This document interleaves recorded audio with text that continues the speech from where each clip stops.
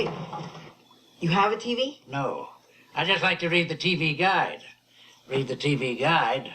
You don't need a TV. Television addict! Television addict! Television addict!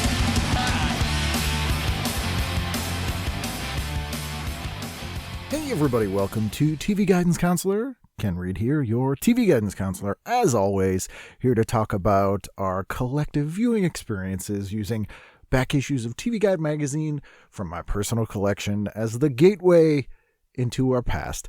This week is a really fun episode. I talked to cartoonist writer Michael Shaw. Michael is a friend of a friend. I actually met a guy named Bob Eckstein a few years ago at a Comic-Con, and he's super funny, smart guy, cartoonist. His cartoons are amazing. Wanted to have Bob on the show for a long time. Bob co-wrote a book with Michael called The Elements of Stress and the Pursuit of Happy-ish in this current shitstorm, which is very of the times in the best possible way, and I highly recommend it. And Bob said, hey, you should have Michael on, my co-author, and me, and so it didn't work out with schedules and whatever, so I just have Michael, but Michael is very good, and I hope to have Bob on his own in a future episode, so ultimately you'll get 2 episodes out of this, but this week my guest is Michael Shaw, the co-author of The Elements of Stress with Bob. He's a cartoonist, Midwesterner, interesting guy. I had a great time talking to him, and you will enjoy my chat talking to him. So pause this right now, go buy that book, The Elements of Stress by Michael Shaw and Bob Eckstein. It's currently on sale. The Kindle version, at least on Amazon, is like $6. Well worth it. And then come back here. And if you have recommendations of guests that you would like me to have on the show, please email me at tvguidancecounselor@gmail.com or ken@icanread.com or at Kenneth W. Reed, R-E-I-D, on all the social media, or at TV Guidance on the same. I will try to get everyone that you recommend as long as they are alive. I haven't figured out a way to break through the veil of death yet, but working on it. Got a lot of time in the pandemic. And thanks again for everyone who gives to the Patreon, patreon.com/TV Guidance Counselor. If you are a patron, feel free to send me a message there as well. And I will try to do my best to get whoever you want on the show.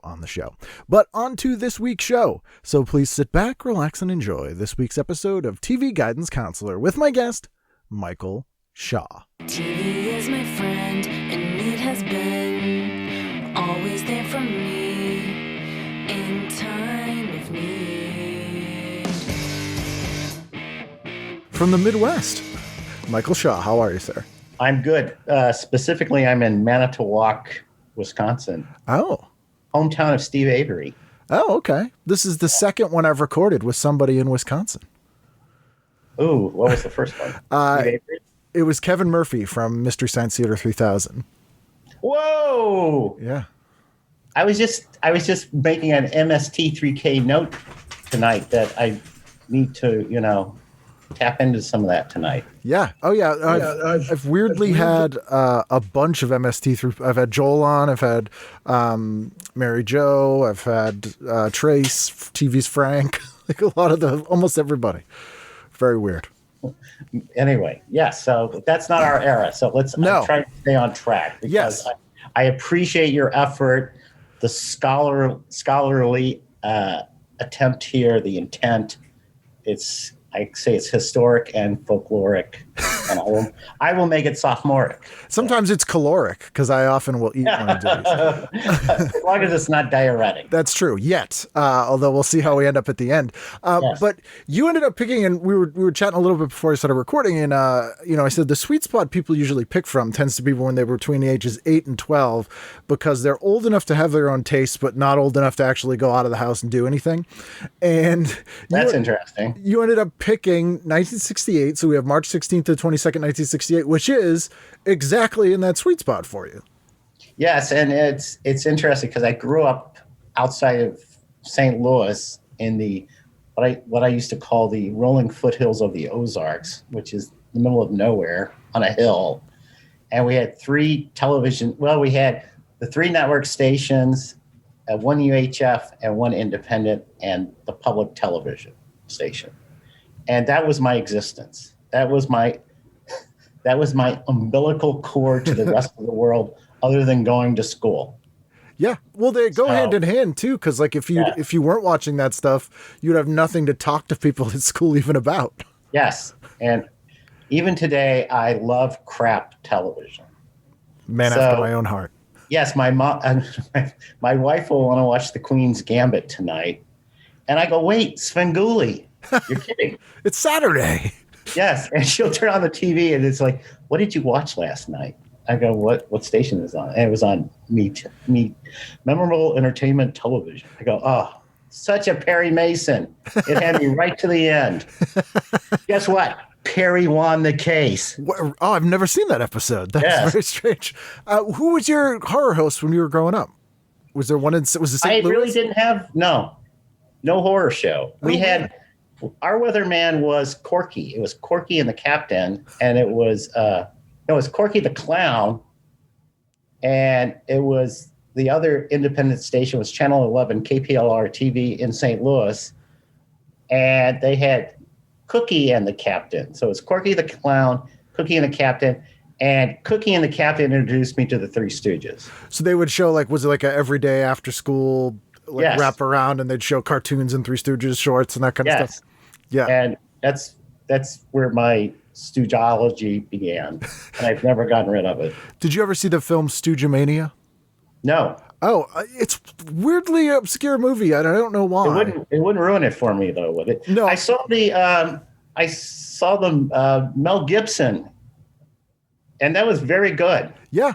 Oh yeah, they did a good job with that. I think I was surprised, and I saw the Three Stooges the movie. Yeah. It's what was super bizarre was their cartoon where they're cyborgs. Do you remember that? No, I do remember the Three Stooges cartoons I can find right now on Pluto TV. They were robots. They're awful. It's terrible. They're like Inspector Gadget style robots for no particular reason. Wait, I think this is kind of coming back. I might have to go find it. Yeah. It was that weird era when they were like, well, we'll take the property and we'll either put you in space, a band, or make you a robot. That sounds like Scooby-Doo. Yes, same company. Beat the Three Stooges. Okay, this is not 1968. Though. No, it's true. It's true. But for Stooge Mania, which I think was 1984, it's Joe Arlasky, I think, and it's a movie about a guy obsessed with the Three Stooges, and it intercuts a lot of the stuff, a lot of the old shorts, and it was on cable all the time. Does he end up taking his own life with a pie? That is a plot device in the film.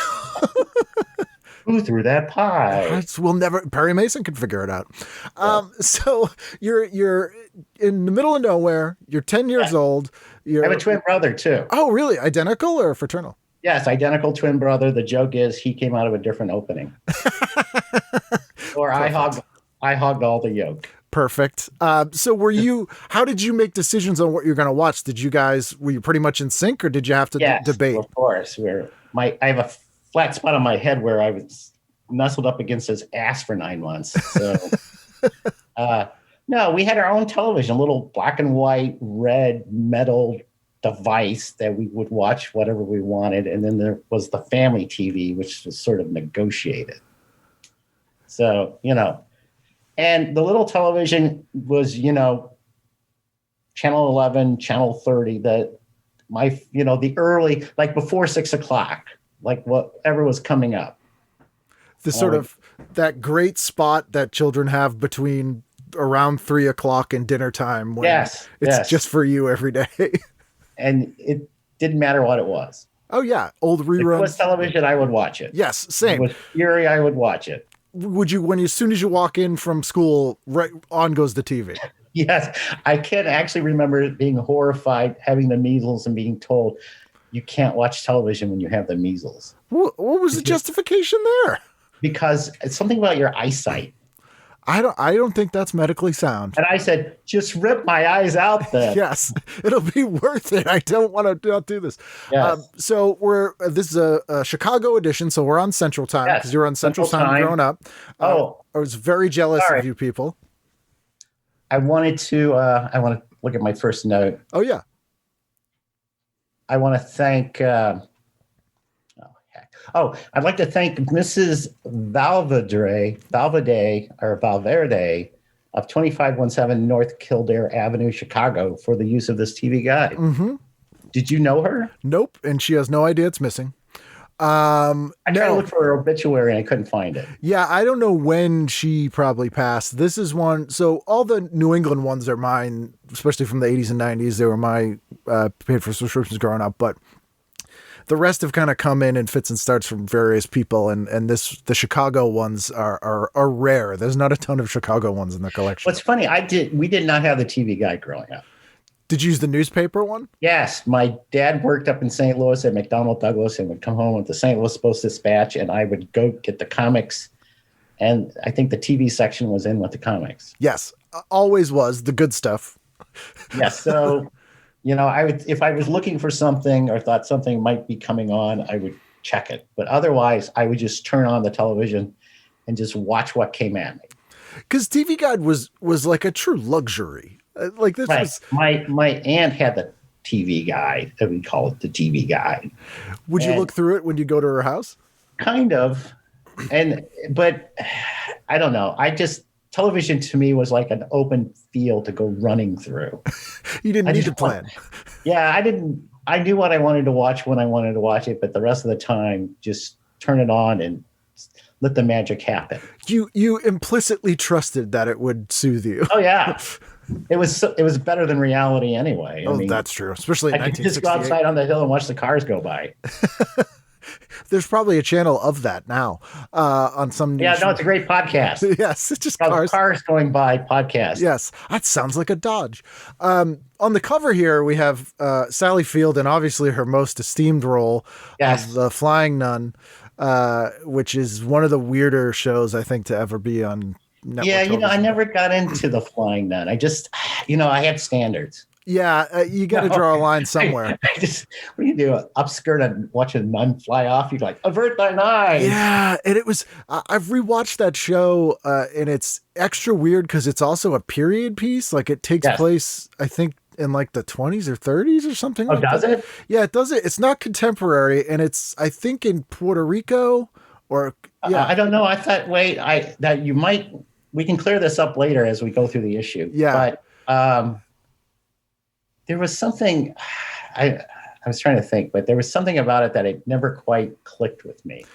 It didn't really click with, I think, the general public. It only went on for 2 seasons. It was massive for like a very short amount of time and then just completely disappeared. Oh, see, I didn't know that. It was one of those things like a lot of people forget too that Batman 66 was only 2 seasons and was this enormous cultural phenomenon and then completely disappeared. Like it just dropped right off the cliff. It was just this boom. And that what really happened a lot in the 60s. And there's all these sort of 60s shows that everyone thinks of as sort of perennial favorites, like the Addams Family and the Munsters and Batman. Right. They're all 2 seasons. Right. And the Addams family, both the Addams Family and Munsters were very good. I was a little shocked that Gilligan's Island was over by this time. Yes. Yeah. Because I was, I sort of like that. That sort of defined my taste in a lot of ways. But by 68, I was becoming far more sophisticated, as you will soon learn. Excellent. So let's dive in then. What'd you do on Saturday? This Saturday? No. Yes. What are you doing tonight? What are you doing later? I'm going to be watching. Before we go there, look at this Chiquita Banana Ad. Yes. What is that? So to describe this to the listeners, and I will post a shot of this, they call it a plumping machine. And so it's all the bananas are in this cellophane, and then one of them it really does look like this woman is putting a condom on this banana and is tying some sort of thread around it. But it says, "What plumping machine? The bag, silly. A simple polyethylene bag, like your sandwich bags at home. Okay, so it's not an atom smasher, but it's fattening up our Chiquita brand bananas faster than anything we've tried in the last 50 years. It goes on when the bananas are still green and growing, and it works as a kind of portable hothouse." My favorite line, though, is a meaty banana with a tight, sleek peel. Yes, which is... Banana with a sheen. That is right out of an Ed Wood dirty book. That is, yeah. That's from the classic, this is Chicago, so it's the land of Leo Burnett and packaged good advertising and hard, no nonsense features and benefits, which surprised me with a lot of ads in here. They were just simple, pound your head advertising. Oh yeah, absolutely. Like there's a Fig Newton ad before this too. That's really just like, if you want Fig Newton 19 times. Yeah. And it literally, the line is, if you want Fig Newtons, be sure you're buying Fig Newtons. It's just like, if you want this, buy it. And the plumping machine also ties up nicely where it says, now, if everyone who grew bananas used a plumping machine, you wouldn't have much to complain about. Isn't it nice for us that they don't? Yes. That's the future. Exactly. Now we move on to this article, The TV Serviceman Talks Back. Yes. It's like 7 columns that it's like unreadable. Yeah, it's basically the conceit of it is what people sort of think of mechanics now, where like, oh, the TV serviceman's ripped us off and he's bilking us, and they're all kind of like, no, I'm not. I have costs involved in my labor. I know. My favorite line out of here is, you see, I make my own living as a linotype operator and fix sets only for my family, neighbors, friends, and coworkers. On each job, I'm happy if I make enough for gasoline and a couple of dollars for beer and cigarettes. I mean, maybe he needs a plumping machine. He'd be happier with that. As a cartoonist, how would you critique the cartoon that goes along with this article? Yeah, it's more of an illustration. It's classic. It's like something you would see on it feels Playboy-ish. Yeah. I don't know. What was that guy, Graham, the Playboy artist he would do? Oh, you're not thinking of Gay and Wilson, are you? Maybe. Yes. He was a New Yorker artist for years. He was a Lampoon artist for years too. It vaguely reminds me of that. Yeah, a little bit. It's nothing evil's happening to him. No. All right, off to Saturday. Yeah, this writing is horrible. The Bottle of the Sexes. Yeah, there's the Mannix feature. Yes, it's all about the pool in Mannix, really. Guess who's shy, retiring, warm, affectionate, and lovable? Don Rickles. Good old Don Rickles, a little fluff piece on Rickles. There's a good hemorrhoid ad. Something I don't hear every day. Page 16. A medically sound treatment. Yes. Next, doctors recommend use common sense. Stay off spicy, highly seasoned foods. Moreover, if there is rectal bleeding, do see your doctor. Yes. That again, a situation where you would not want a plumping machine. All right. So let me find Saturday. Oh, see, I keep going. Stars View and the Letters. Did you see the first one? The Stars View through inaccuracy, innuendo, and remarks taken out of context in the article Unwrinkled, Unscarred, Unnoticed from February, you have put together a distasteful collage which bears no resemblance whatsoever to a fine man and colleague named Bill Reynolds. And it is from Ephraim Zimbalist Jr. in Hollywood. The first time I read it, I thought it was Burt Reynolds. I read Burt Reynolds 2 or 3 times too. Yeah, who's Bill Reynolds? I have no idea who Bill Reynolds is. He sounds like the Don Swayze to Burt Reynolds, like his brother that would get roles he didn't want to do. Yeah, I don't know. So something happened. Ephraim Zimbalist Jr. is not happy about it, whatever it was.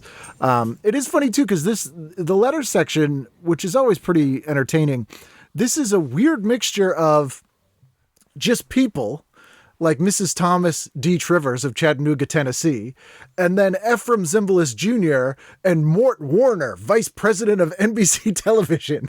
Like it's these huge sort of Hollywood people and then just regular people. And look, there's the next one is pretty witty. It says, like, greetings, we are the inhabitants of the Omicron Delta system salute you. In Star Trek, you have finally created a television program worthy of intergalactic recognition, much as we are soon going to get from our president. It's true. Should you discontinue it, we will have no alternative but to destroy your planet. Name withheld. NBC, we will be forced to reduce you to your component atoms. Office of the Commander, United Star Federation. So I'm a little disappointed that Star Trek is not in this, was not shown this week. No. And they were on the bubble. Again, Star Trek, I think, was only like 2 seasons or something like that as well. I think it was more than 2 seasons, but it wasn't much more. Yeah. And they had just been renewed, but it was on the bubble, and I think it had been renewed for its final season, which is what these people were referring to. Okay, off to Saturday. I have to Yes. say there's a solid block of cartoons at 8:30 a.m. Herculoids, Fantastic Four, Three Stooges, Shazam, Spider-Man, Space Ghost, Journey to the Center of the Earth. I would have watched all of those. Yeah, that's a solid Hanna-Barbera block right there, with Herculoids and the Fantastic Four.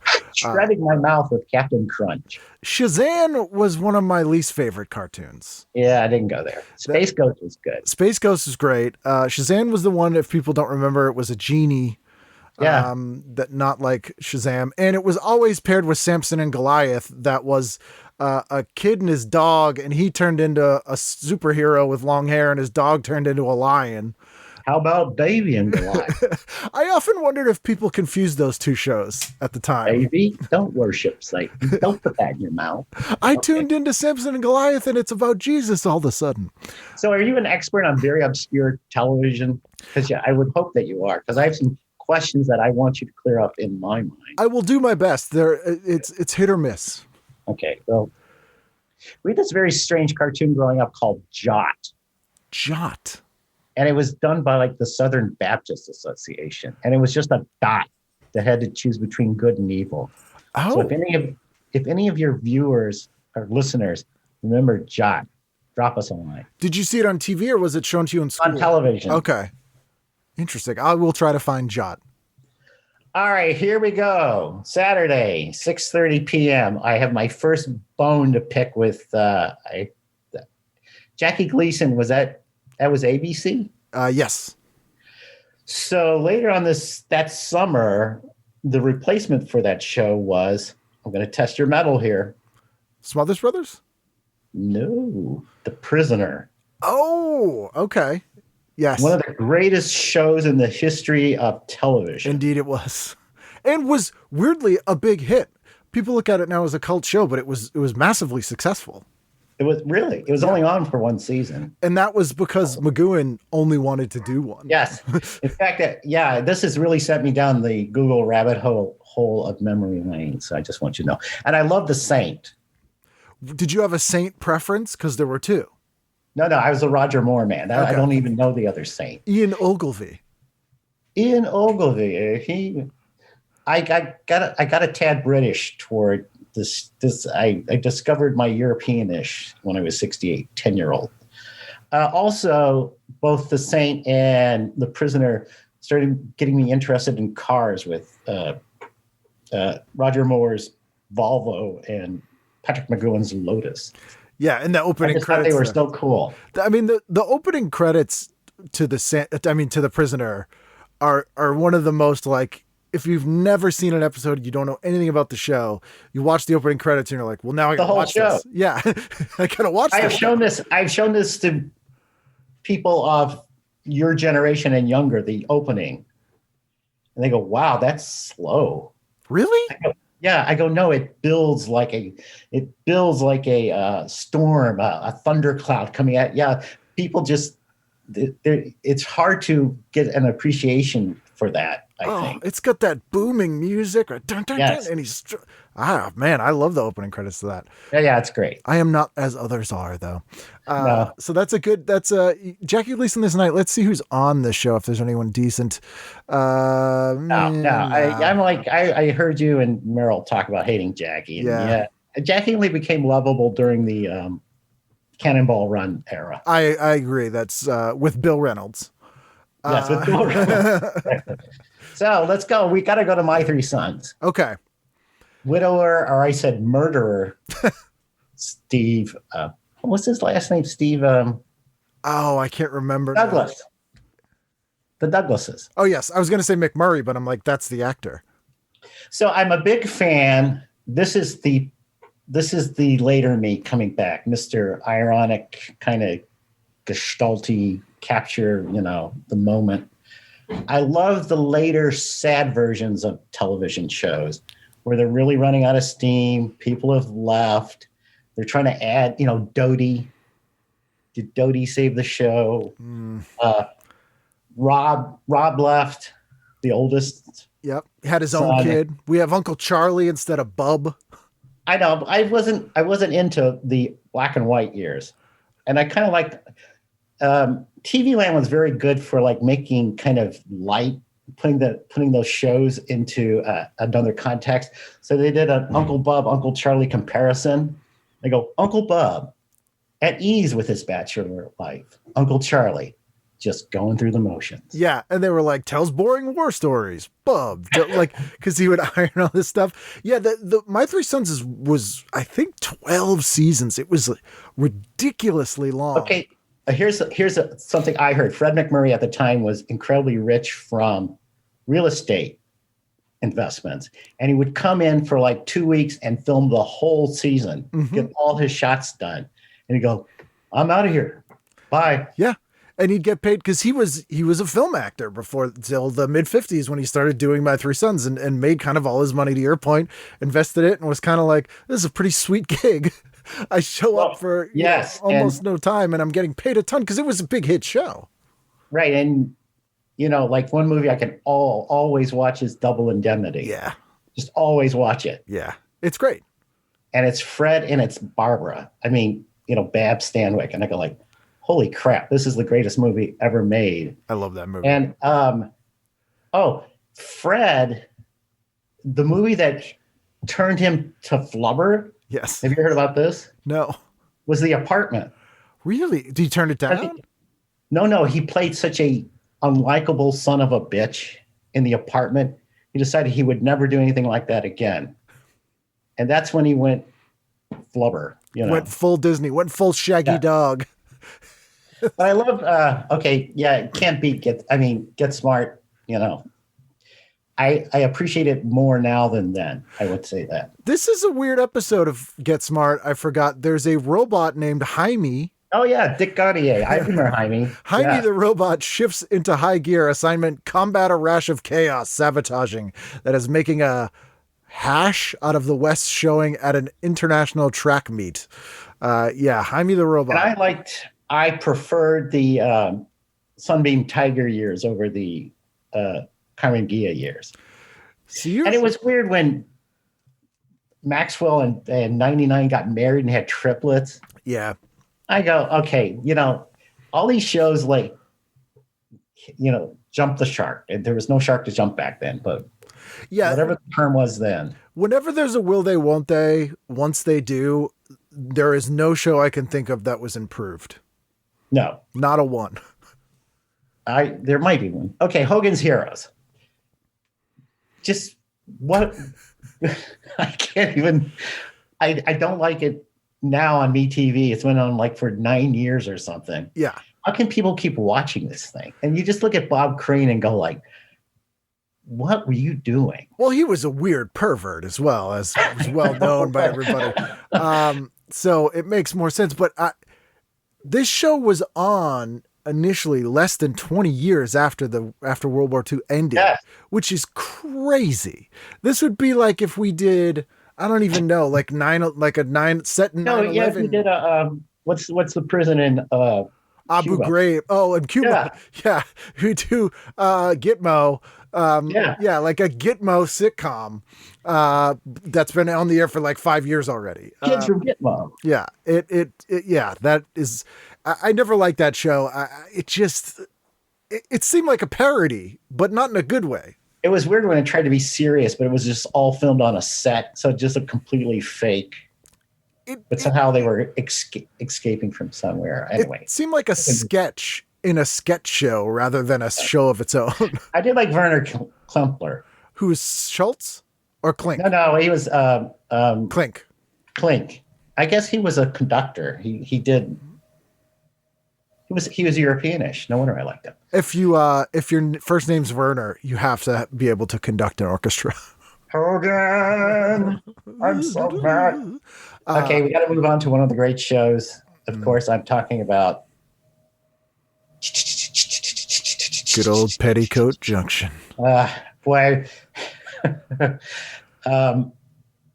that's another show that everyone could just you just want to sing the Junction. Come ride a little train that is coming round the track to the junction. Petticoat Junction. Now I look at Joe Biden and go, there's Uncle Joe. He's moving kind of slow in the White House. Well, if Uncle Joe has 3 beautiful nieces, like Uncle Joe does, And they're swimming in the drinking water. the drinking water, which, you know, people pay good money to have women do now. But that show was, again, I always have to point out that Green Acres was weirdly a spinoff of Petticoat Junction. Oh, we're going to get there. So I have to say that these were my notes. A great achievement in Western art. Another show that magnificently fell apart. B. Benaderet died mid-series. June Lockhart shows up.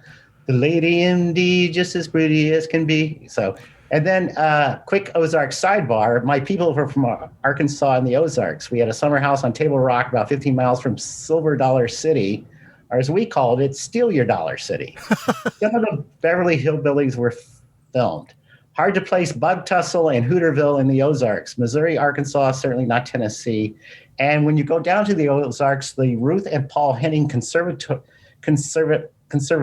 Area is in the White River Hills of western Taney County on the west side of Branson. It's a fine trip. I've not spent any time down there, but maybe when COVID is over, I will go in search of Petticoat Junction. The Ozarks it's a fun place. Can we just give a tip of the hat to the fact that they got away with a show that was about buxom women and the town was called Hooterville? Well, Hooterville was not. It was weird because Petticoat Junction, I can't tell if it was in Hooterville or not, but okay, sure. What do you want? Assville. I mean, yeah, I know. Booby City. And I do want to mention, sort of honorable mention, Hollywood Palace, which was a variety series that was different every week, much like SNL had a different host every week, but was essentially a totally different show every week, depending on who the host was. This week, the host is Don Knotts, and the guests are crazy. Douglas Fairbanks Jr., Mary Costa, Glenn Ash, the Rockin' Merry-Go-Round, and magician Ralph Adams. I have not seen that, but I feel like I need to hunt that down. What's funny, what I always found interesting is there's a cast of stars during this week that seem to get sliced and diced into a lot of different shows. They made the rounds. I know. I mean, they had a busy week. Well, a lot of these shows, especially the non-sitcom shows, were either live or live to tape and shot pretty close to when they aired. So any of the variety shows or talk shows, you definitely see the same guest stars showing up almost. They're on TV essentially every night, a lot of them. So I had nothing for 9 o'clock. I'm not watching any of this. No Mannix. Nah. That's fine. That's fine. I mean, I'd be watching, if I was watching anything, it would be something strange on UHF. Did you have a bedtime, or because you guys had your own little TV, did you kind of stay up? No, we were raised free range. Oh, fair enough. As was I. I said my dad got up at 4:30 every morning to go to work in St. Louis, so he was in bed pretty early. My father worked at Raytheon and would also get up at 4:30 and be out of the house by 5. So it was a little free reign as well. Now we're on to the black hole that is Sunday. Yes. There's an interesting thing on at 2:00 on Sunday, which I know is out of the purview, but it caught my eye, and it's called Experiment in Television. I'm just looking at this. The New Voices of Watts. This is an updated look at the rapidly expanding Watts Writers Workshop in Los Angeles. The workshop, founded by writer Bud Schulberg, is devoted to developing and airing talent of young ghetto residents. The program includes a reading of new poetry, members of the new drama workshop in rehearsal, and a playlet about sharecropper children filmed on location in South Carolina. Oh, my. And there's also War This Week. Yes. So you got Vietnam and the Watts, which the riots, I think, were 67, or were they 68, the Watts riots? I missed it. Watts Stacks was around that time, too. So there's a lot of turmoil here that they're trying to sort of fit into the television in the weirdest way. Yes, and with War This Week, since I was 10, I go, war? Yeah. What? Like in Hogan's Heroes? Yeah. is that something that, it took me about 1972. I can remember the day Nixon resigned. I think it was 72. I'm going to say, yeah, that feels like a big deal. Oh, yeah. I mean, that's still a big deal. So Sunday night, the Black Hole. No, but Sunday at 5, Wild Kingdom. Big animal guy? It was, I have my notes. Have to go with Mutual of Omaha's Wild Kingdom. Marlon's interest in animals continues to grow. I cut and paste this. Anyway, since I was from St. Louis, he was the director of the St. Louis Zoo. Oh, right. And I actually ran into him once shopping at a local supermarket. And he seemed like a nice guy. Do you remember what he was buying? I'm curious what kind of meat. Yeah, he was buying like canned meat. It travels well. It could have been chimp. But it's funny, there was a statue of him holding and a chimp holding hands and walking like Disney and Mickey Mouse. But which those kind of statues, and this might just say something about me, always make them seem like a couple. I know, but the funny thing is I can't find that statue anymore. I go, well, I wonder where that statue is. And I was Googling all over for it, and it seems to have been scrubbed from existence. Maybe it wasn't a statue. Maybe you saw him more than you thought, and he just walked very slowly. Maybe it was them, yes. Right. I sort of enjoyed that show because he would make his... Oh, and I got to digress here a little bit. Channel 32 at 4:30, Bishop Sheen is on. Okay. And the only reason I say this is because we have these ornate carved chairs that came from my wife's grandmother in Chicago, and I call them the Bishop Sheen chairs. And no one knows what I'm talking about. So, is this a religious show that came out of Chicago, I imagine? Yes, he was the Archbishop, I think. Anyway, the show can still be, I'm helping people, it can still be seen at bishopsheentoday.com. Okay, so the part of old episode. This one, he's talking about JFK, which is 5 years after JFK's been killed. Pope John Paul the 23rd. Mahatma Gandhi and Dag Hammarskjöld. There's people listening a lot smarter than us who's going to know who that guy is. Yeah. I've heard of him. It's but an odd thing. There's a lot of church on Sundays. Usually every sort of local or regional church show was on in many of the places. Yes. Up against Mr. Ed. So clearly. I did not watch them, but I'm sure they were. I'm sure they existed. So did you go with Ed Sullivan? No, I never liked Ed Sullivan. I mean, we got the beaches. I was not a big fan of Walt Disney's World because most of them seem really cheap. Yeah. Like this one. The Ranger of Brownstone, a cartoon lesson in park etiquette. A zealous park ranger copes with frolicsome bears and an obnoxious tourist played by Donald Duck. Yes. Did you ever see the show? It was called Scarecrow. Oh yeah, Romney Marsh with Patrick McGowan. Yes, yeah. Wasn't that a Walt Disney? That was a Walt Wonderful World of Disney. It was a cool one. It was they did it as a 2-hour pilot spread over 2 weeks, and I bring it up all the time. It's so ripe for being remade. It's great. It's well trodden. So 7:30, I had to go with The Mothers-in-Law. A very underrated little scene sitcom that was pretty great. It got put out on DVD a couple years ago randomly. I used to know you can find it somewhere. I want to say it's on a channel somewhere on Pluto TV universe. But I'm a huge Eve Arden fan. As you should be. And exactly. And we lived in Cincinnati for about 20 years, and I got a very bad vintage radio addiction because Cincinnati is radio. It's Crosley, it's WLW, and there's stations that just played vintage radio. It would drive my wife crazy. What are you listening to now? I go, nothing. 1940s comedy. Gildersleeve. So it's Gildersleeve, Armis Brooks, Bold Venture with Bogart Bacall, Phil Harris. I sort of liked radio for a long time. I liked old radio better than I liked current television. Some of it's fun though, like the old Green Hornet's really fun. Some of the old horror ones are great. Yeah, I mean Cincinnati, to your point, is a huge radio town, so it's no mistake that WKRP was set in Cincinnati later. Yes, either. that was an interesting show. It was not accurate to the now that I know it. I mean, I wasn't there then, but I loved it when Herb is driving through the streets of Cincinnati and there are palm trees. Yes. There's not.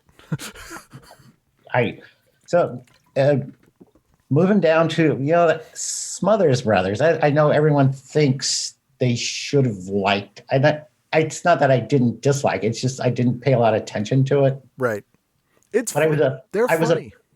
I was a Pat Paulson fan. Pat Paulson is such a weird thing.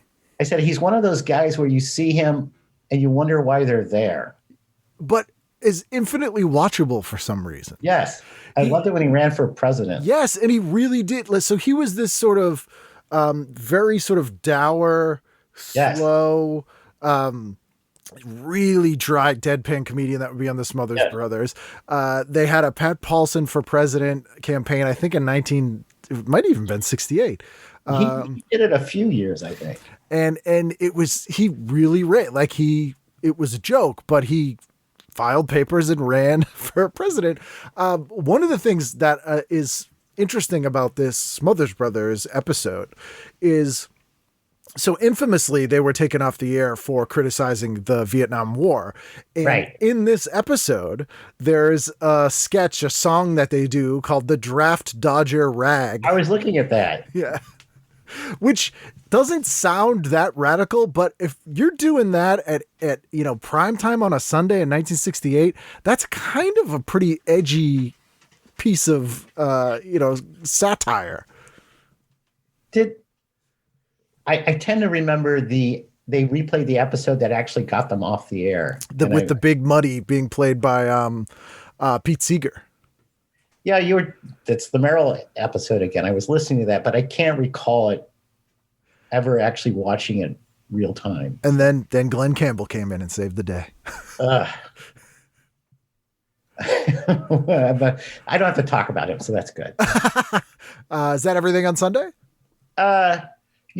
Except for whatever happened to Baby Jane, which I would watch now, but didn't watch then. I'm sure everyone says that kind of stuff. That is an excellent movie. There's also an ad in here for a movie that I never heard of, starring Rosalind Russell and Maximilian Schell. It's on Sunday night at 11 o'clock, and it is 5 Finger Exercise. Uh-oh, I didn't see that. Which sounds both bizarre and very dirty.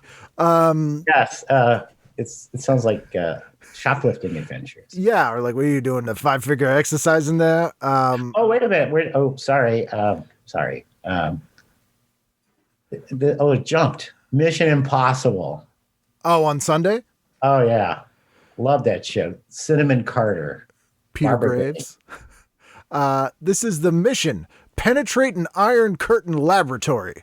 Crisis. The failsafe mechanism from an SAC bomber is in the hands of a physicist capable of disassembling the top secret instrument without triggering its self-destruct device. That's a problem. We got Barbara Bain. They always had that random bongo music. They just go. Yeah. Transitional bongo music was. Yes, and they spend like 15 minutes kind of putting something together. But Barbara Baines and Martin Landau. Yes. They were the cool couple. There's a weird ad in here for Coca-Cola. Oh, I didn't see it. It's right on the page above it. It says, the man's name is John Steinbeck. The dog's name is Charlie. A few years back, they climbed into a camper and set out together in search of America. After 4 months of looking and 10,000 miles of traveling, they found it. The man later wrote down his impressions of America in his bestseller, Travels with Charlie. Now NBC has created a 1-hour color special based on the book, and it will be presented Sunday, March 17th. Brought to you by the people in your town who bottle Coca-Cola. Oh, and I've read the book. It's a great book. I didn't know they did a series. Who's in it? I mean, brief animated sequence highlights Charlie's experience. Ooh, scored by poet-songwriter Rod McEwen. Who did some very weird records. And Charlie is a standard poodle, by the way. Yes, I love the standard poodle. It's my dog. We have one as well. Oh, you do? Yes. Is he black? He's black. I can tell you such a standard poodle story. I got one. We do a lot of dog fostering. We used to do a lot of dog fostering. And one day there's a black standard poodle in our house. And I called him Monsieur Le Wouf. And he was like the most beautiful dog I ever saw in my life. And he hated me. They can be Could not fussy. get within 10 feet of him. Did he like your wife? No. Then finally, there's like a chain-smoking woman from Kentucky came and said, "Come here, honey." And I said, "Just go. Yeah. All right." That's what he wanted. Yes, that's what he wanted. That's what he gets. Anything else on Sunday, or are we on to Monday? We're on to Monday. This is a very special premiere this night of a very evil person. This is Bill Cosby's very first television special. Yes, they really promote it quite a bit. I mean, he was fresh off I Spy. He was a big star. I have to say, at 5:00 p.m. when I would be watching, there is Armis Brooks, Le Chien Chaud.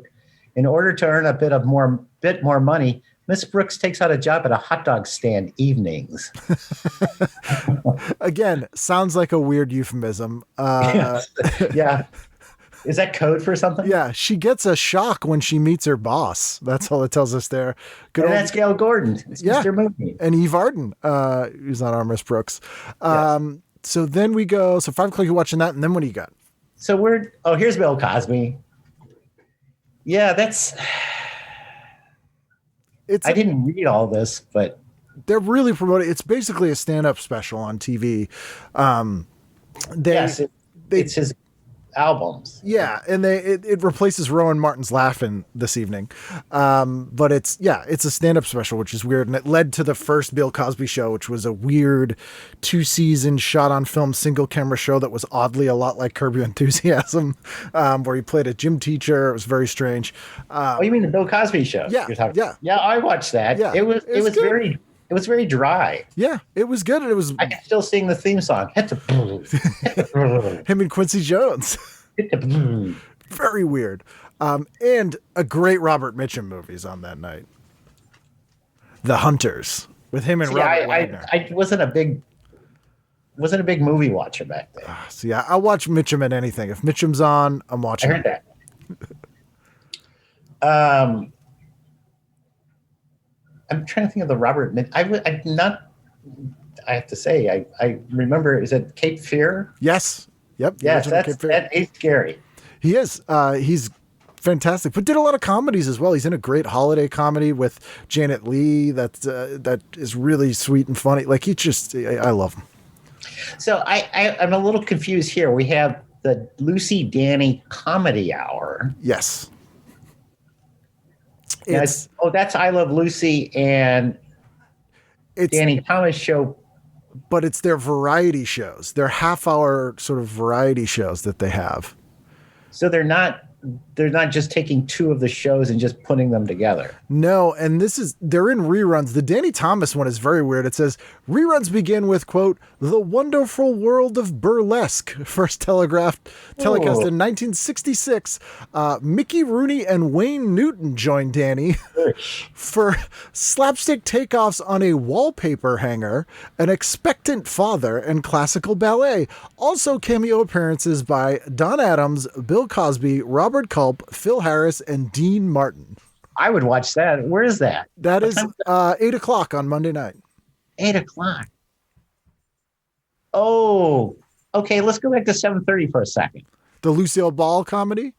So I heard that at this point, when Lucille Ball and Desi Arnaz were doing a variety show, that they hated each other to such an extent that then when they were on stage, they would sit in separate sofas. I believe it. Okay.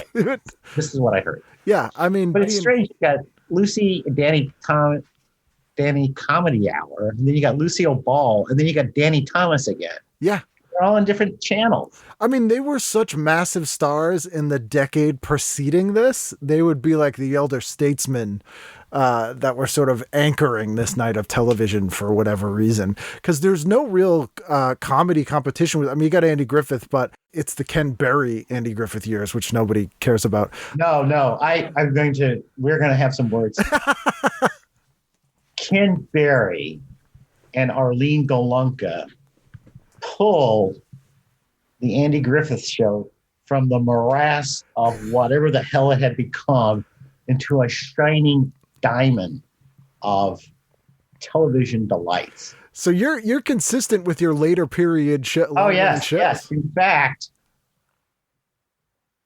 who emerges from that series, especially when it becomes Maybury RFD, is possibly the greatest character in the history. You can have your Don Knotts. Okay, fine. I get it. He was funny. Nip it in the bud. Got it. Heard it. But Howard Sprague, Jack Dodson. I don't know him. Howard Sprague. Twitterverse. Attack. I will send you some links. Okay. He played the city clerk. Okay. He was Arlene, Arlene Golunka, Millie Yes. Slumpton. Yep. There's an early Andy Griffith, black and white, where Howard is engaged to Millie.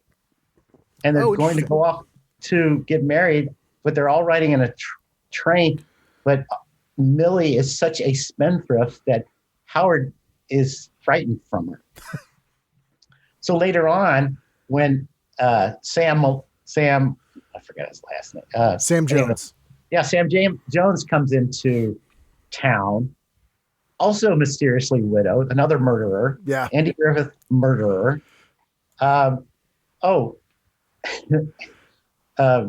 Anyway, and I've lost my point. I'm so sorry. It's quite all right.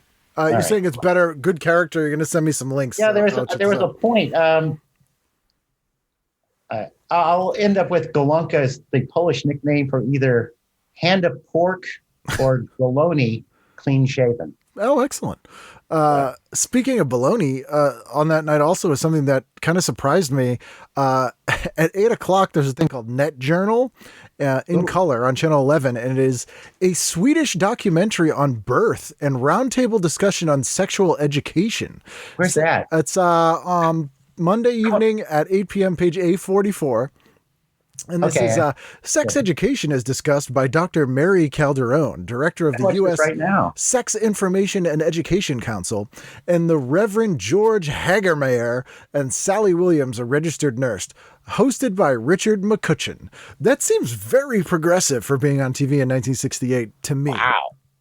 Yeah, and I'm watching Family Affair. Which sounds more like what the title of Net Journal should be. Yes, exactly. And then it's up against Peyton Place. Yeah, which seems like it's splitting their audience there. I know. I'm flummoxed. I give up. And then imagine, did you go Carol Burnett? Were you a Carol Burnett guy? Yeah. Mm.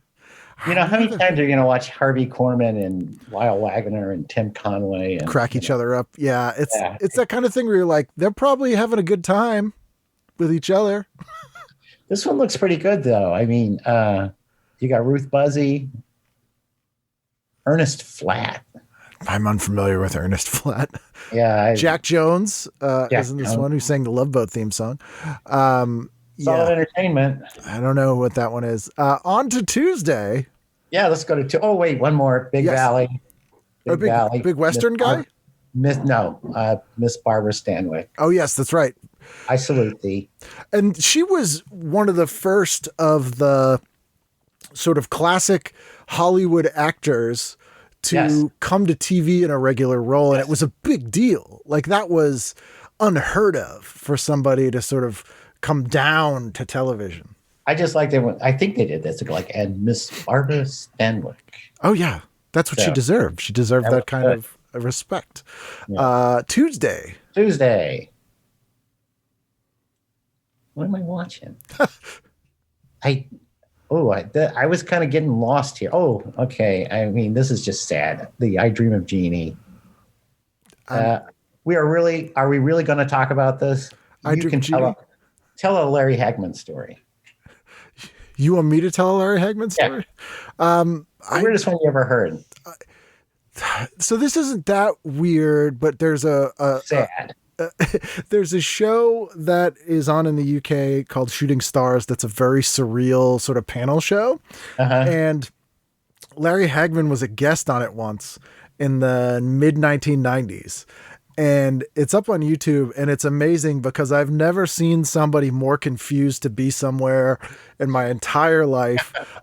He's had a couple drinks, obviously.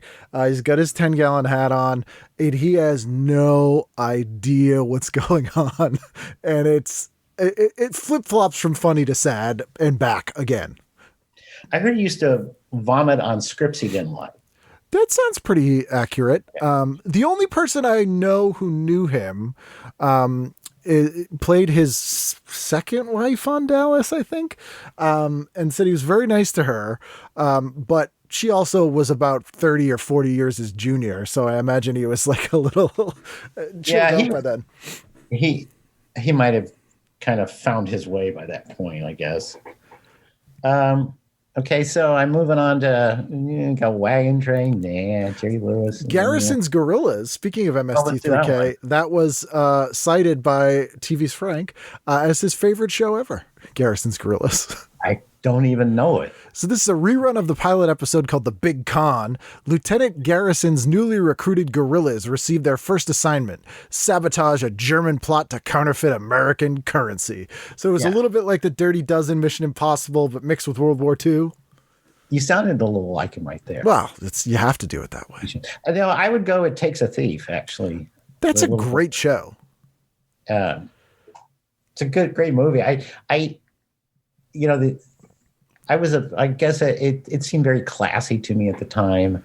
This again sounds exactly like that Mission Impossible episode. Mundy penetrates an Iron Curtain prison to retrieve microfilm from a captured SIA agent. I imagine that's CIA. The attempt results in frustrating news. The film is en route to an embassy in Washington, which Mundy will have to infiltrate. Yeah, there's it's the same backlot. They just kind of move a couple of Mercedes around, maybe, a little bit of stock footage and we're good. Yes, so it's exciting. I could really watch that. I have a question about this Perry Mason mystery of the gallant grafter. Yes. So at this point, Raymond Burr is not Perry Mason anymore. Right. Who was Perry Mason? I don't think they had Perry Mason in the show at this point. Oh, really? I think it was, if I'm remembering correctly, so he was in the 50s show.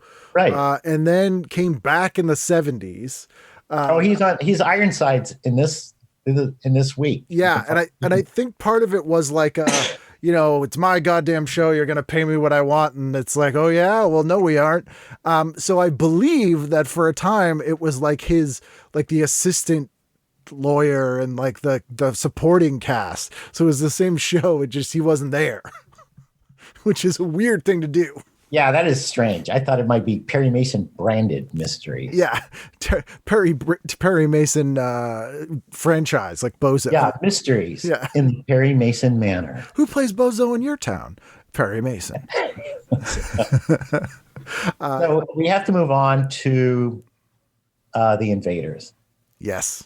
Now, that's on MeTV. I think tonight, if you're interested, if you really want to spend a quality hour.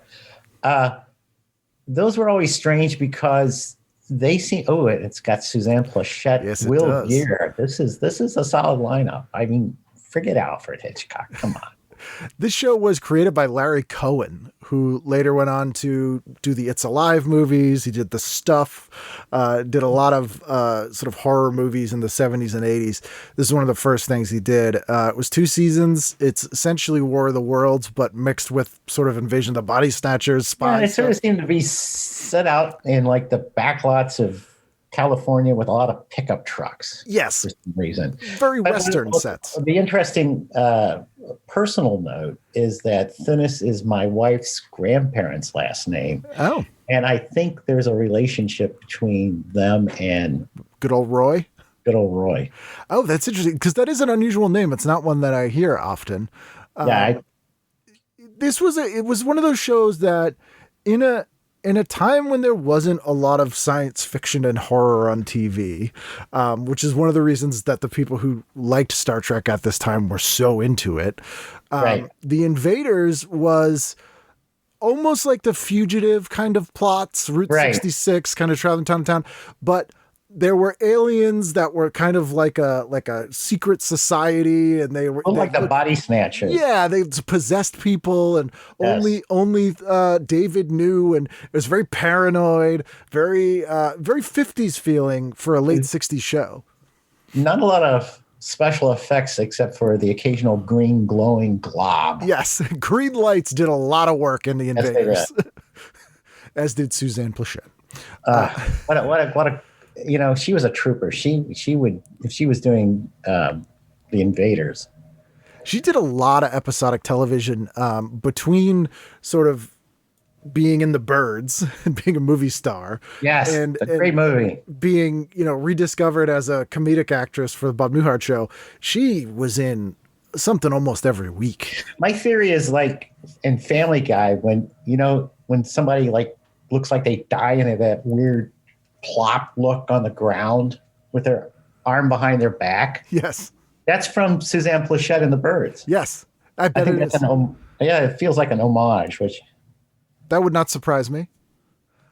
that's what I like to think. We'll tell everyone that's what it is, even if it isn't. Okay, at 10:45, I would have been watching Britain is a Garden on Channel 11, where viewers visit the garden Tresco Abbey and the Chelsea Flower Show. Yep. And the Rose Gardens of Darren Gay. Later followed up by Concert Français. And that's an educational night of high. Oh, yeah, or if I could find wrestling. I mean, very similar Gardens and wrestling. It's one or the other. Wednesday night, that's the big night for you. Uh-oh. I'm going to find out why. Wednesday night. Yes. I need a Kleenex. So I became a huge Avengers fan at that time.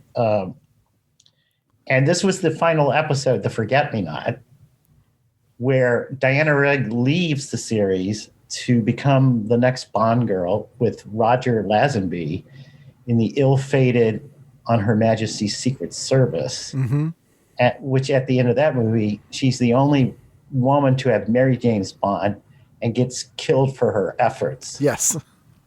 So, it's just drama, tragedy. It's life. She flew too close to the sun on that one. But the Avengers became a phenomenon here. When she was introduced, the show had been on for 3 seasons already. Before that, with another Bond girl. Right. Well, that was Honor Blackman. Yes. Who left to become Pussy Galore Yes. in Goldfinger. And that's my favorite. That's my only Sean Connery impersonation is Bushy. Bushy. It's fun to say, though, isn't it? Bushy. Don't be so pushy. But yeah. Those were in black and white. And then once the show got into color, introduced Emma Peel, the show definitely got weirder. And Yes. became a huge hit over here. The name Emma Peel came from male appeal. Yes. Appeal. But I'm on like the Avengerarians Facebook page, and these people are insane. I mean, Yes. Diana Rigg is still in her early 30s, still in a cat suit, and still just kicking the crap out of people. And that's the way she's going to stay. Yeah. I mean, but, we'd all be so lucky to stay that way. Kick me. Patrick McNee, who was Steed, Melanie Chardoff is a friend, and when I had her on the show, she told me a great story about him in that she became friends with him and for the last couple decades of his life, and Yes. he would travel around and go to all these like lavish parties and be in just these exotic locations and all this stuff. But he didn't have any money. And so Melanie was like, how are you doing this? And he goes, I'll give you 2 bits of advice. Have 2 good stories and never stay more than 3 days. And he's like, I love Patrick McNee. I mean, I wanted to be him. And I said for Christmas, I could have been this year, I got a hat and an umbrella for Christmas. And the umbrella had a plastic molded pistol for the handle. Very nice. And here I am in Hillsborough, Missouri, going to school wearing my little umbrella and hat. And I got the hell beaten out. Well, I mean, if it's a gun, though. Yes, it was. And Emma had her Lotus Salon, and Steed had his Bentleys. You could have been going to school in a leather catsuit. Yeah. Okay. So I think you got that glass half full there. You're right. Now I have to say, moving straight down, I had a big Penny Singleton crush back in the day watching Blondie's movies. I never watched that any of the Blondie movies. Yeah, it was really amazing because I watched those because they were always in the mush hours on the independent stations. And I heard that, Arthur Lake and Penny Singleton were actually married. And they had a very kind of dark relationship. And I never had that confirmed. So to your listeners out there, if you could fill me in. It was like some weird party scene. That makes sense given when they were doing those movies in Hollywood. Yeah. But I remember seeing, Penny Singleton was also the voice of Jane Jetson. Yes. And I always had her fixed in my mind. These movies was probably, 49, 50 maybe? Yeah, at the latest, I think. And I saw her like in 1972 at her actual age. And that's the first time I realized that the people I watch on television actually were real people getting older. Yeah. Yeah. And it weird. ripped my heart out. You're not the first person to tell me a story like that, where it's, as a kid, you do sort of, time seems immediate. It's what you're seeing is what it is. You just keep them there. Yeah, and a friend of mine tells a story of the Monkees had a huge resurgence around 1985, 1986, and she was about maybe 12 or 13 and was in love with Davy Jones, but 1966 Davy Jones, and they started doing a lot of appearances, so she went like 1986 to meet Davy Jones, expecting 1966 Davy Jones, and that's a shock. Yeah, that's, Whoops. Okay, I'm turning the page. Let's just turn the page. Turn the page. So still on one okay. How many times, let me ask you this. How many times have you talked about an episode of the Beverly Hillbillies? Not as much as you'd think, surprisingly. Really? Yeah. It's not as well loved as I would have thought it is. But it was the highest rated television show of its time. Yeah. Wasn't it? And that's 3 networks. That's a huge audience. But not considered quality television. Well, of course not. This episode I have seen because it's not specifically a Halloween episode, but it's kind of a spooky episode. They're in a mansion of supernatural shenanigans. I love that. Yes. And there's crystal balls and all this stuff. So that's one that I've revisited, as well as the Christmas episode. But just to show, I can barely get through an episode. Okay, let's go to the next. One of the greatest works of as I describe it. I'll describe it, and you tell me what I'm talking about. The greatest show in the history of television. Green Acres. And you got it. The greatest show in the history of television. Just read this synopsis. And Oliver's idea to plant rutabagas takes root in the valley. The farmers are planning a publicity campaign to immortalize Hooterville as rutabaga capital of the world. I specifically remember this one. I don't. It's very funny. It is... it's a classic episode of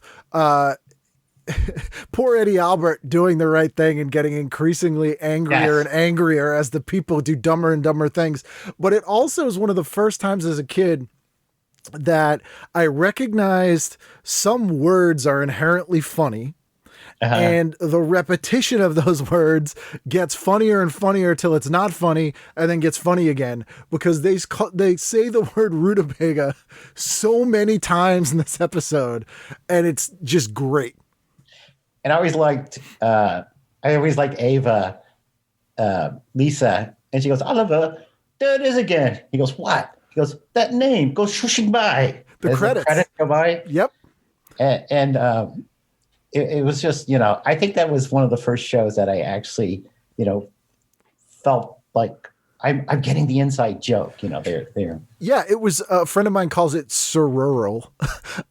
rural. That's But good. it was not one of the first shows because Jack Benny did that. And he's on the same page, and George Burns did as well. But it broke the fourth wall, which was unusual in a sitcom in the '60s. Absolutely strange to do that. Yes, and it broke it for me. Yeah, and as a kid, when you watch a lot of TV, you're sort of inadvertently learning story structure and joke structure and sort of how these things work. And then when a show like that points it out to you blatantly, to your point, you do feel a little bit like kind of inside. You're like, yeah, I've been letting the club. Yeah, there's a very weird, I don't know if it's in Green Acres or Petticoat Junction where Oliver and like Bobby Joe they're like driving a hand cart or they're riding a bicycle. And it's just very, very strange in the way you think it's very strange. I bet. And they stick on the shot, like go back and forth with it like 17 times. I mean, the episode of Green Acres that I always point to is the one where Arnold Ziffel, the pig, gets drafted into Vietnam. And that's a real episode. And it ends up being very critical of the Vietnam War and the whole draft system, but also being totally ridiculous. And it's great. It's perfect. I'm going to look that one up. It's a perfect half hour. It's so funny. Anything else on Wednesday? I remember He and She just for being smart, urban, comedy that I didn't quite get. I've never heard of He and She. Paul Apprentice and is it Richard Benjamin? Oh, Richard Benjamin. Okay. They were actually married. I know Richard Benjamin from Quark. the sci-fi show he did. Okay, now I know the show. I've not seen it, but Richard Benjamin did have that sort of New York intellectual kind of comedian kind of thing going on. It's sort of the and also this has Jack Cassidy. So I'd watch that. I'd watch that. He was a bad boy. I'm a big Jonathan Winters fan. He has this variety show on at 9, but looking at who was on it, you got like Milton Berle. It kind of looks terrible. Yeah. It's funny because I have an old album around here where it's Jonathan Winters' first album, and it's just called Jonathan, and you never see his last name. Is it the one with a big close-up of his face on the front? I want to know. It's all these montages of him as different characters that he does, like Ma Fricker, and it was very hip because it was like recorded at the Hungry Eye. Oh, of course, San Francisco's Hungry Eye. Yes, I just remember Jonathan Winters from Mad World, where he seems terrifying. Yeah, he does, but he's like actually funny in a movie that really isn't very funny very much of the time. No, it's a lot of people in the twilight of their careers, including the Three Stooges. Oh, here's the story. So I had my son, he's probably like 12 at the time. I go, you have to sit and watch this movie. And he goes, why? He goes, don't worry, it'll be worth it. And I can tell you when you can go. And he sits all the way through it. He's like looking at me like, why are you watching this movie? Why are you making me watch this movie? And when they get to the Three Stooges, I go, okay, you can go. You've seen the Three Stooges. Phil Silvers is great in that movie. But Jonathan Winters comes across, to your point, totally different from everyone else. It's like a new generation, which seems weird when you think about Jonathan Winters. But it's this anarchic sort of violent comedy that is totally different in tone and style than the rest of the movie. Who plays who plays the son who's coming for you, Mama? Oh, Dick Shawn? Sean. Yeah. Yeah, he's great. Who- Okay, so yeah. how come this movie isn't on so I can watch it right I know. now? Have you ever been to the Hollywood Museum in Los Angeles and the old Max No. building? They have the original props from It's a Mad, Mad, Mad, Mad World from the ending, the building and the fire truck really? and the little stop motion puppets of the characters. They have them there. They're just there. It's kind of fun. I would like to play with them. Yeah, they don't let you anymore. No, I know. Although I don't know how good you are at lockpicking, but you might be able to do it. Thursday, what are you doing? We do have Marilyn Monroe in Gentleman Prefers Blonde, but, that was beyond the scope of my ken at the time. Thursday. Let's see. Yeah, it's a tough night. I mean, we got the Flying Nun. And this episode of Flying Nun is she's mistaken for a UFO. Right, so that's why it couldn't be. It had to be. What era do you think that would be? Flying Nun. Oh yeah, but I remember being set in the past. You know what? I'm going to break one of my own rules and look it up now. Okay, because I always thought it was pretty contemporary. I feel like it was. Let's see. So it aired from 67 to 70. Takes place in Puerto Rico. That's what I said. Oh, you know why? You know why I feel like it's You're confusing it with The Sound of Music. it's the Sound of Music I'm thinking of. No, is because those nun habits Yes. they stopped wearing in the early 60s. After Vatican II. So for some reason, I felt like the show is set in the 50s, but you might be right that it was contemporary. You've learned, Ken. You've learned something today. I've grown. This is good. It is. So, yeah, this is kind of a black hole. Thursday's not doing a lot for me, though there is an Ironside. So it's weird putting Ironside up against Bewitched. This Ironside is a pretty interesting sort of culture clash one. It's called Trip to Hashbury. Yes. Ironside battles a conspiracy of silence as he probes the fatal beating of a teenage hippie, a beating allegedly administered by Ironside's aide, Ed Brown. So this is a classic evil hippie episode where we get in the late 60s, which always is entertaining. Yes. And the Bewitched is, I do believe, the sad Dick Sargent years. Yes, when Tabitha is a toddler. Yes, and Elizabeth Montgomery was wearing those strange little black chokers all the time. Yeah. I don't know where that was going, but and she had parted her hair in the middle. And you could tell how long she'd been smoking the more the show went on. But we might as well move on to that girl being at a ball game. Danny Thomas's daughter Marlo. I'm going to read. Being at a ball game, Anne is treated by a doctor who looks exactly like Dawn. And then, of course, the uncanny resemblance causes romantic complications. That was a huge thing where there'd be like a doppelganger of someone. Yes. That was in every sitcom for about a decade and a half. With Bewitched, it was Serena. Yes, her evil cousin. Yes, and then I don't know if Barbara Eden did have an evil one that had a dark-haired genie as well. Yes, and then there was the blue gin, or the green gin, I forget. Yes. Anyway, we're going to move on to Dragnet. Yes, speaking of evil hippies. Yes, but the best part about Dragnet to me was the true star of the show was Harry Morgan. Yes. He had these great digressions that had nothing to do with the plot. Once I remember him talking about his award-winning barbecue sauce because of his secret ingredient, vanilla ice cream. And Harry Morgan's like, the secret ingredient, Joe? Vanilla ice cream. And you always get the impression that whenever he would come into a scene, he would never start speaking. He would already be speaking. Like when you came into a scene, and you always get the impression that like Friday had just been sitting there listening to him for hours. just totally zoning out while Harry Morgan just went on and on and on about weird stuff. It was weird because he always looked old. Yes, absolutely. He's one of those. So he had Wilford Brimley syndrome. there's a movie where he's in the movie.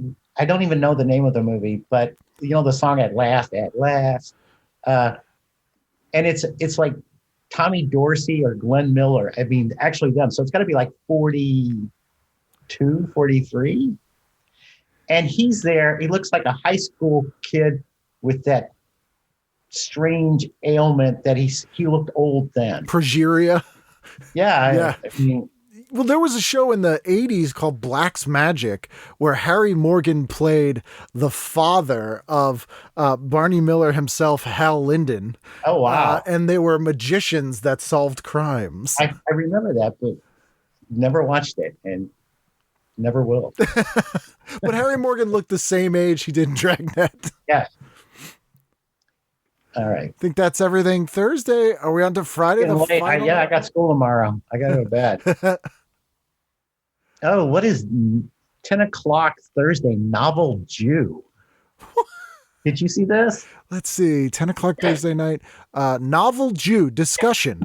Rabbi Arnold Jacob Wolf reads excerpts from Herzog by Saul Bellow. So it's a Jewish person just reading books? Or a very unusual Jewish person. That's okay. Novel Jew. Novel Jew. Come out Thursday and Friday. Final night. I love 7:30 a.m. We're going to have to watch Leave It to Beaver with Chucky's new shoes. Beaver volunteers to take little Chucky Murdoch to buy new shoes. It does what it says on the can. I've grown to love that show. It seemed really cheesy when I was a kid, but sort of rediscovering it as an adult, it's actually a really fun show. And I do love the scenes with the kids and the way they interact. It has a very unique sort of truthful vibe to it. That's kind of fun. Oh, it's interesting. I remember they had lines that were really funny, like Eddie Haskell saying, June says, "Eddie, have you seen the beaver?" And Eddie goes, "Why, no, Mrs. Cleaver." And she goes, "He was supposed to be home a half hour ago." And Eddie would go like, "My, I hope the little tyke hasn't been slaughtered." Yeah. It's a funny, smart show.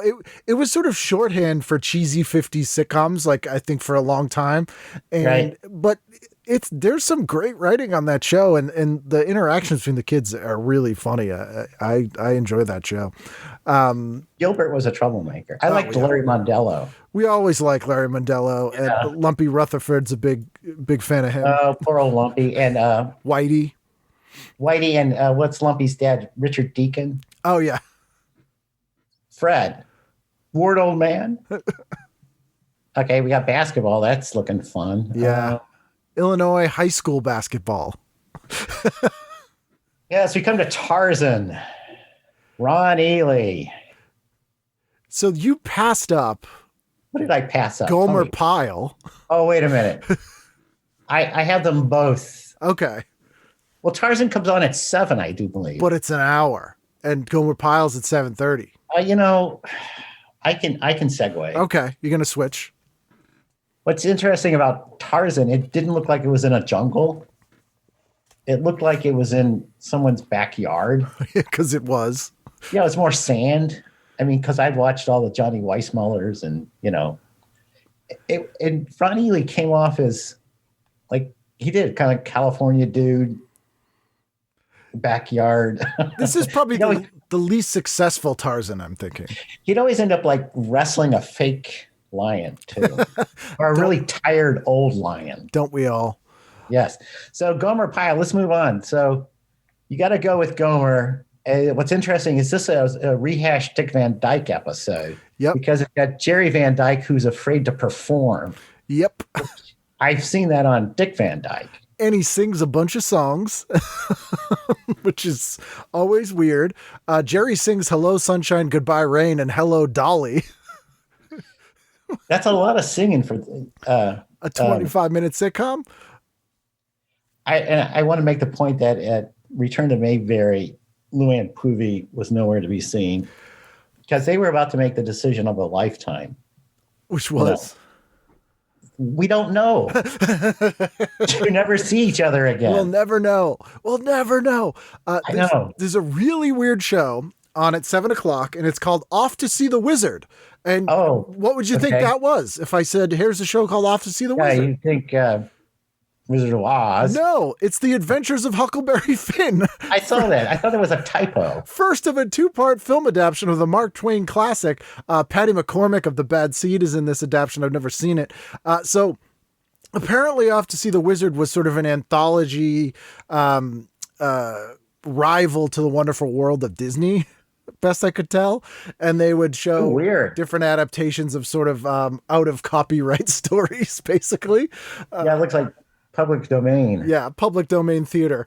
And then speaking of tired lions, the Ringling Brothers and Barnum and Bailey Circus is on that night on TV at 7:30 as well. With Mike Douglas as host. Yes, and the Six Tinders, teenage ballerinas who perform on a tight wire. The great Ugo Garrido, the Italian juggler. I wasn't. A salute. This is the weirdest one. It's the Ringling Brothers and Barnum and Bailey Circus, mind you, and they have something called a salute to the 1968 elections. See, even they were edgy by that time. Yeah, they were part of the zeitgeist. Watching circuses on TV. So now so I did a little research. This Operation Entertainment, was that the Chuck Barris production? I believe so. Yeah, this was another variety show that was it was, if I'm remembering, it was a bit like the one we just saw that Don Knotts was hosting, Hollywood Palace. Yeah, there were a lot. This was the era of painful variety shows, because I can remember like the Phyllis Diller variety show. Yeah. Phyllis Diller dancing and singing, which, and I do vaguely remember you talked earlier when I listened to the Merrill episode about the Mary Tyler Moore variety show. And I swear I can remember, who was Ted Baxter's girlfriend? Not Betty White. Not Betty White. Anyway, everyone knows her but us. That's Sue Ann. That's Sue Ann. But they're all singing, that song, That's All It Takes to Make a Hit Record. Yes. And, it's like one of those songs where if you can't really sing, that's all. And they're all like kind of doing this. And you're going like, is that all? Are they rehearsing? Is this the final draft? I don't. Yeah, I mean, this one is Dean Jones hosting. They're, for some weird reason, aboard the aircraft carrier USS Constellation. Norm Crosby doing comedy. Dionne Warwick is in this, which would be or sort of early Dionne Warwick. She does the title song from Alfie, which is odd, and Say a Little Prayer. The Lennon Sisters and Anthony and the Imperials. The musical group's not that bad. Yeah, you gotta wonder about the Lennon Sisters singing Yesterday. That's true. By 1968, yeah, they're they're getting up there. Anything else on Friday? I was taking a look at the Hollywood Squares because it's quite the lineup. It really is. Wally Cox. My favorite Hollywood Square answer of all time, I was thinking about this, was I want to say it was Mel Brooks. It could have been Paul Lynde, but it was something like, the simple substance can cause impotence. What is it? And the answer was a hammer. A hammer. True. Still true. You get Wally Cox, Danette Fabre, Sally Field, Zsa Zsa Gabor, Buddy Hackett, Van Johnson, Walter Matthau, Jan Murray, and Charlie Weaver. That's a solid lineup. Yeah, it really is. It's not, that's not Brett Summers and Charles Nelson Riley. No, you're not getting second stringers there. That was solid entertainment too. And then Joey Bishop show, I only mentioned because Jim Neighbors, Andy Griffith, Jerry Van Dyke, Ken Barry, Larry Hovis, yes, are all Hogan Tiro. So there are people making the rounds. Yeah, that's just all right. That is the week. Anything else? Oh, it says opera below opera. Mm-hmm. And I said, hopefully wrestling's on somewhere or the Stooges. Yeah, opera is like the ultimate kid doesn't want to watch. They're showing Puccini's Tosca, and Well, it's funny. I make myself listen to Live from the Met. I just force myself to because I figure it's got to help. yeah, It can't kill you. you're putting in hours, I know you can do it while you're, doing other things. and You then can get through the ring cycle and actually clean out your garage. yes, and listen to Deflator Mouse. Yeah, listen to Wagner. There's an article in here about Sally Field because she had come off Gidget and then Flying Nun is new. She's looking very cute and very 60s. But it says, I didn't want to play a nun, but Sally Field changed her mind and a TV phenomenon took flight. It's kind of a little fluff piece, but it's sort of historically interesting to have that in there. And she's fairly candid too in this interview. It's pretty long. So you read it? Yes, it's a pretty I tried good interview. to. Yeah. It's interesting, and it ends in a little cartoon as well. I was looking at that, and it's just so like. I had funny? this guy. He looks like Richard Deacon. I mean, he looks like Mel Cooley, and he's rolling out this television, and he's talking to his wife, who's in the kitchen, Of course, with a little apron, of course, and he says, "I had the craziest dream last night. The Flying Nun was stacked up over Newark." And my comment was, I think we all know what that really means. that's true. We don't have to be Freud to interpret that dream. That's right. I think we're all stacked up in our own ways. It's true, especially this year. Before we end, is there anything you've been watching in lockdown to sort of like a comfort show? Like you mentioned MeTV, you're watching your Perry Masons. Anything else? Well, yeah, I have the. I'd be amazed if someone else is watching this, but I'm a big fan of James May, who is on Amazon Prime, and he's the presenter. And my wife goes, "You just like him because he reminds you of you." But he's got his new series. I'll plug it. His new series out. It's called Oh Cook, and it's his. I'm James May and I can't cook, and he has his home economist. I don't know, Nikki, and he goes, "I've made a sticky pudding."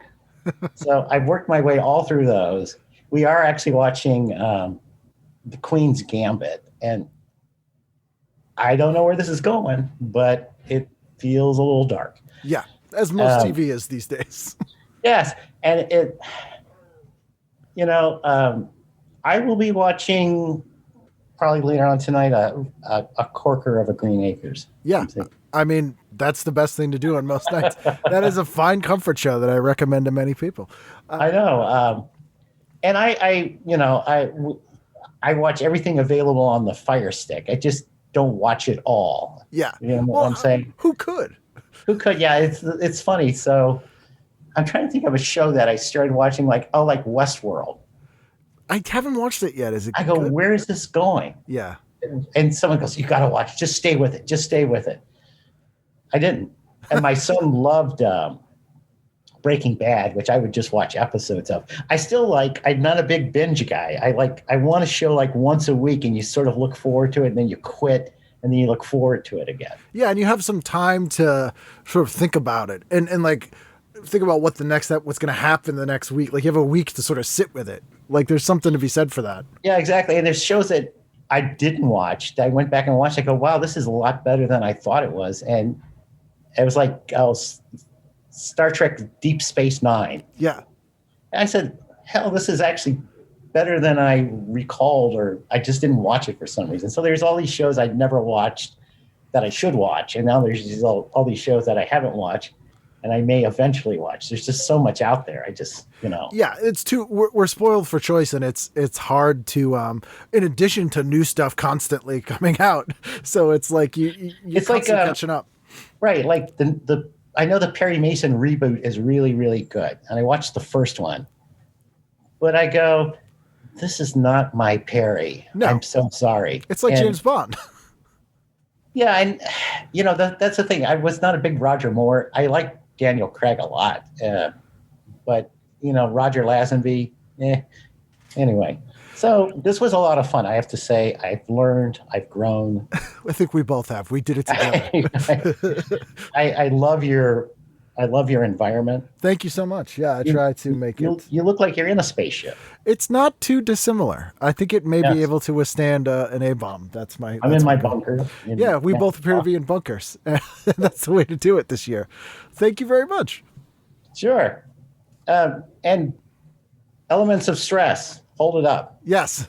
Thank you. You're welcome. Bob will kill me if I don't mention it.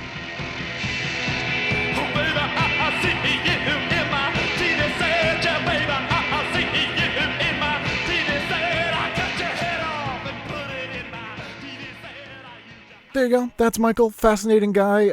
Again, buy the book he co-wrote with Bob Eckstein. I will put up links on tvguidancecounselor.com as well as all the usual places where I post the episodes.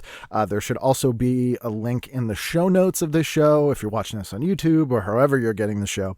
And if you have a moment and you can, email me at ken@icanread.com. Tell me where you listen to the show. I'm just curious. And if you have any feedback you'd like to give me, and wherever you listen, if you have a moment, you want to rate the show and review the show, it's a huge help. Tell a friend about the show, whatever you want to do if you think they would enjoy it. I think they would. I knew you would. Everybody would. We're here each and every week, and I'll be here next week with a brand new edition of TV Guidance Counselor. Bushy. Bushy.